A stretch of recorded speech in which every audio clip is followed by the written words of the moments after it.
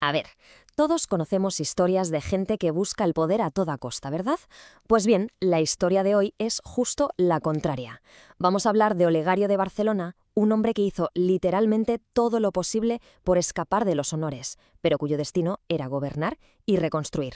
Para entender esta historia tenemos que viajar a la Barcelona del año 1060. Allí nació Olegario, en una familia noble muy metida en la corte del conde Ramón Berenguer I. Vamos, que lo tenía todo para llevar una vida de privilegios. Pero sus padres tenían otro plan para él: entregar su vida al servicio de la Iglesia. Y su trayectoria desde el principio fue muy clara. Con solo 10 añitos ya estaba en la catedral, educándose con los canónigos. Y su vida avanzó siempre al servicio de la Iglesia. Pero en el fondo él anhelaba otra cosa, una vida más tranquila, más escondida. Tanto que se fue a un monasterio en la Provenza, pensando que allí, por fin, nadie se acordaría de él. Y para que nos hagamos una idea de cómo era, tenemos la suerte de contar con el retrato que hizo un biógrafo de su época. Fijaos cómo lo describió. Guardián celoso y maestro de la castidad, afable para todos, generoso con los pobres, esquivo de la vanagloria y amante fiel de la paz no fingida.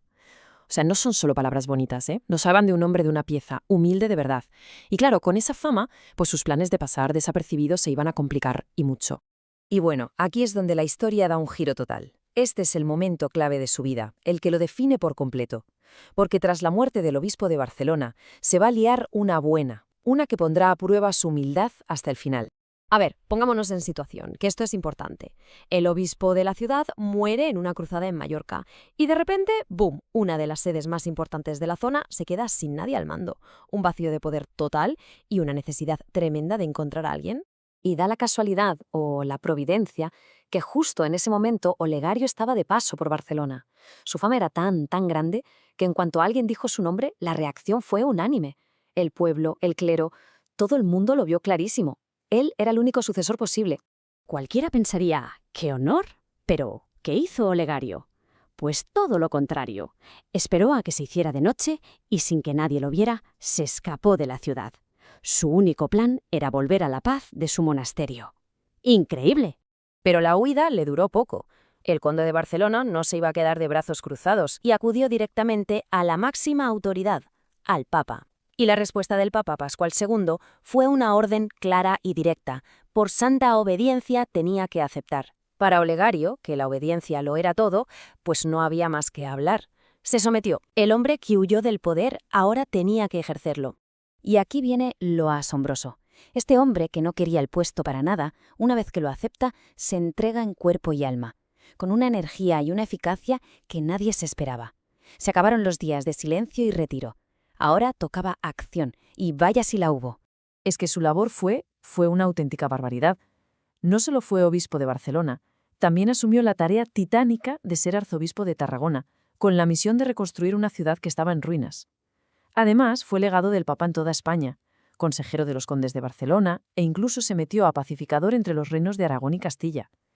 Y por si fuera poco, era un predicador incansable que llenaba las iglesias. Mirad este número. 8 años. ¿Sabéis lo que es eso? 8 años fue lo que tardó solo en poder empezar a levantar las murallas de Tarragona. Esto nos da una idea del tamaño del desafío que tenía por delante. Una ciudad arrasada, y él empeñado en devolverle la vida. Y esto de legado pontificio suena muy formal, pero para que nos entendamos, era como ser la mano derecha del Papa en España, su hombre de máxima confianza. Tenía su autoridad para hacer y deshacer en temas de diplomacia, de reformas, un poder enorme. Y lo más curioso es que recayó en el único hombre que seguramente no lo quería para nada. Claro, después de décadas de un trabajo así, de un servicio tan brutal, el tiempo pasa. Y Olegario, ya muy mayor, sintió que su momento llegaba. Y se preparó para ello con la misma coherencia con la que había vivido toda su vida. Hay un momento que su biógrafo cuenta que que pone la piel de gallina. En su último sínodo predijo con voz débil y suspiras que no volvería a celebrar sínodo con ellos y, rompiendo a llorar, encomendó al Señor a su gente. Básicamente, se estaba despidiendo, no como algo triste, sino como su último acto de amor de pastor. Imaginaos la escena, la emoción de todos los que estaban allí. Y así fue. El 6 de marzo de 1137 se fue, tal y como había vivido, sin grandes alardes, rodeado de su gente en oración. El pueblo lloró a su pastor y los más pobres a su padre. Fue el final lógico y sereno para una vida entregada por completo. Pero, como pasa con las grandes figuras, su historia no se acaba con su muerte, para nada. El legado de San Olegario llega hasta hoy, y la verdad es que tiene mucho que decirnos.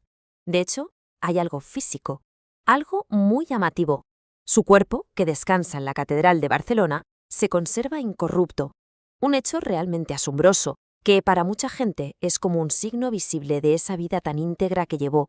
Entonces, más allá de la historia, la pregunta es para nosotros, ¿no? Después de ver esta vida de servicio y de humildad, ¿qué podemos aprender de su ejemplo? ¿Qué mensaje nos transmite hoy?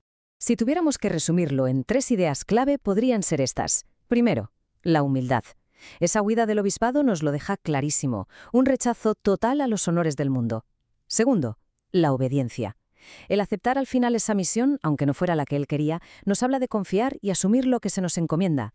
Y tercero, y súper importante, el servicio. Porque una vez que dijo sí, se olvidó de sí mismo y se entregó a los demás sin medida. Y al final, su vida nos deja con una pregunta flotando en el aire, una pregunta muy actual.